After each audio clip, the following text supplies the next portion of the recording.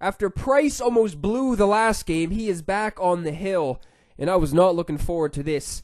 If I sound like my nose is a little bit plugged, it is because I have been sneezing like a fucking forest animal for the past half an hour. And I think I'm just allergic to summer in general, man, because not only am I sneezing like crazy, my eyes are really itchy, they're really dry, and I just got crazy allergies. So if I sound like a fucking idiot, that is the reason. And I know that the squad has been looking, it's been looking the same for the past week or two. And even when I've been winning games, there was that one game when I went out there and got like 16 hits. But other than that, I haven't been able to do that much on offense with the squad. I need to shake things up a little bit. The only motherfuckers on the team who are safe 100%, honestly, Carl Crawford, Ellsbury, and dude, I know Yogi Berra is a fucking machine at the dish, but he has his struggles behind the plate. Big struggles behind the plate. As you will see in this game, you don't need to look any further than some examples in this game from Yogi Berra doing some crazy, weird shit behind the plate. His blocking is like 85, so that's pretty decent, but I don't even know how many times. Yogi will, 9 times out of 10, no joke, he will, if it's 0-2 or something, throw a curveball, change up in the dirt, it will get away from him, and that is such a fucking piss off. And like I said, look no further. One of the first guys up for my opponent right here.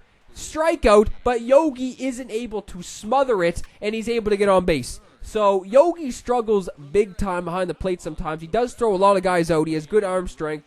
No problems with that. But the blocking is just horrendous at times. And I've said that I wanted to get that flashback Yadier Molina.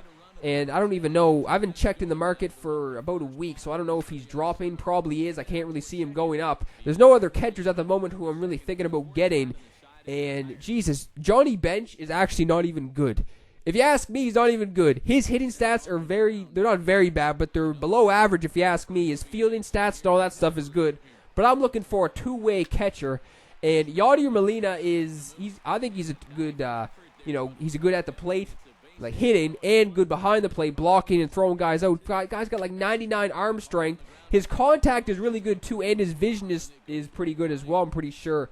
His power isn't that good, but still, there's no other catchers at the moment that I'm looking to get other than that flashback Yadier Molina. But Crawford and Ellsbury are, honest to God, the only guys that are safe. And even if I take Yogi out of the lineup, I'm not going to just bench him permanently. I'll put him on the bench, and maybe I'll just rotate him and Yadier Molina in.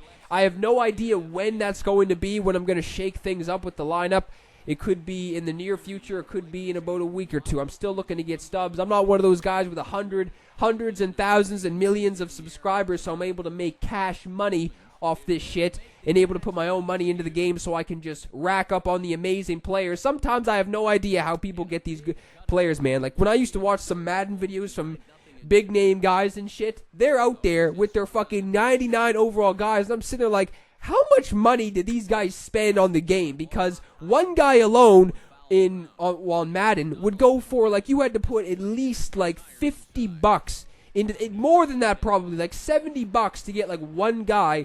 And on Madden, you need to fill out a lot of positions. So I'm sitting there thinking, like, how much damn money could these guys have possibly spent? But I'm not one of those big name guys, so I really don't have the cash flow to go out there and just be spending money left, right, and center on guys. But I'm still looking to get stubs, and I need pretty much every position except for left field and center field. Batista has been pissing me off a little bit lately. He always pops out, I find. Even when he gets right on the ball, like good swing, good contact, and it's right in the middle of the PCI. He flies out a lot, so I don't know. I'm looking to replace him. The guy's a fucking terrible fielder, too. The only thing good about his fielding is his arm strength.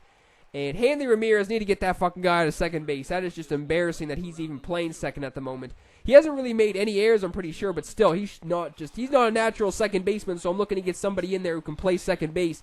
I said I might fill out the Astros roster, get Altuve, and then I'll also be able to get Nolan Ryan. And Cal Ripken's also been pissing me off, too. That guy was fucking going off when he was first on the team, but ever since then, he has slowed down completely. Donaldson has been struggling, if I've ever seen struggling lately, but this game, dude, I was saying it before, I need to face a lefty, and Donaldson was able to get on base twice so far in this game via the base hit, so maybe he can break out of his slump. I don't even really want to get rid of Donaldson, to be honest. I'm a big fan of that guy. He's a good fielder and all that shit. He can get it done at the plate. And I don't really want to get rid of Donaldson, so he might be staying at third base for a little bit. There's no other third baseman in the game that I really want to use anyway, so that's another reason why. First base, Miggy, just got him. I don't see any reason to replace him either. He has been fucking getting like 2 hits a game at least ever since I got him. So I don't know why I would even think about taking him out. Still need another pitcher or two.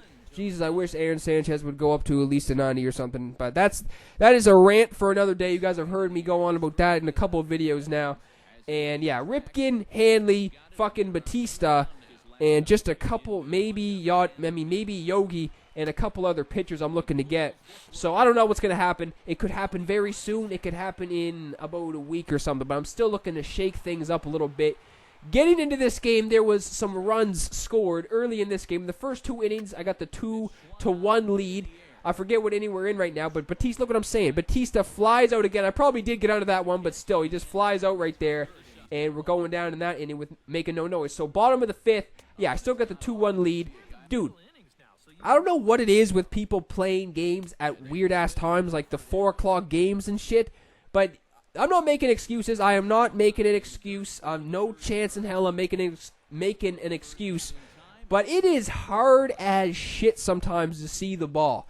Like, right around the middle innings in this game, I couldn't see shit, especially up in the strike zone. Shit up in the strike zone, I was just guessing. I was guessing completely if the ball was going to be in the strike zone or not. And, yeah, like, it was just difficult to see. It might just be Safeco Field in general because they don't really have that good backdrop. They do just like low in the strike zone, but if you throw it up in the strike zone, it kind of blends in with the fans, if you know what I'm talking about. And especially when it's like 4 o'clock in the middle of the day and the lighting is weird and shit. I don't know what it is. It seems like every time I'm on the road, people play at weird ass times, and you could tell this guy was struggling at times too because he was missing fastballs, changeups right down the middle. And yeah, we were both struggling at times in this game trying to see things. So, I don't know what it is with people playing at 4. I would never in a million years think about playing at games at like 4 o'clock or whatever. I always usually just play night games or 1 o'clock games for that reason.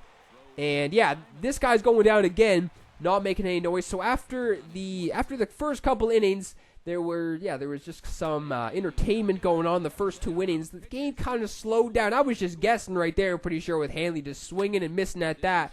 And then luckily I was able to make contact with Crawford right there, but he's just flying out to left field. So again, I'm going down 1-2-3. I was kind of debating on whether or not I should take Price out because he did blow the last game. We had the 3-0 lead in the 8th or something, and then he choked completely. After this, I was like, all right, next inning, I'm taking him out. I don't even give a shit. So he's able to get a guy on base, but there's one down. He's trying to steal, but like, look, Yogi can throw guys out, man. He can throw anybody out. I've seen him throw crazy. He threw out Billy Hamilton a couple games ago, I'm pretty sure, when somebody pinch run for him. And yeah, man, Yogi, there's no problem with Yogi's throwing, but the blocking is a huge issue, like I've been saying before. So he's going down again, and now we're in the top of the 8th. So we're getting into the late innings of this one. Yogi, no idea where that ball was, man. Just guessing where that was. I'm getting good contact with Batista, though. I thought that was going to land for sure, but that is caught. So now we're going to the bottom of the 8th. I put Carter Capps in. He seems to do a good job every time he's on the mound. Fucking controller is dying, but he's able to find the gap, and he's able to get the stand-up double right there to lead off this inning. So that is not looking good out of the pen. Next guy coming to the plate is driving one to right field, but Batista with the gun is able to get him at the plate. That is huge. That is the only fucking reason I still have Batista in the lineup at the moment is because of that arm. And then Mike Trout steps up to the plate and cashes in the run. I fell asleep right there, man. I didn't even see that guy trying to advance to second base, and I could have gotten him going back to first base right there. Luckily, I'm able to get the third out of the inning. So we got a 2-2 game going into the 9th. So something needs to be done, man. I don't really want this game to last any longer than it is. I want this game to end in 9 innings. Getting off to a good start in the 9th inning. Miggy leading it off with a base hit up the gut. See, Miggy getting hit after hit. The guy cannot be stopped. But then 2 batters later, fucking Ripken is grounding out to the twin-killing, inning-ending double play. So now we're going into the bottom of the 9th. First guy, Exhibit B right here, man. Look at Yogi. Fucking guy swings and misses, but Yogi isn't able to smother it again, and he gets on base. So next guy is Robinson Cano. I'm getting him on the K, but after that Yogi mishap, I knew something was going to happen, man. Jose Altuve has a chance to end this one and send these fans home happy if he can get a ball deep enough into the gap. High and deep to right center. Ellsbury going back. Gone! Santa Maria, game over. What can I even say? The bullpen comes in and fucking blows it, man. Carter Capps, Dellin Betances can't get the job done late in this game. Mike Trout gets player of the game. That is well deserved, even though Altuve hit that walk-off right there. That is a tough loss for the squad.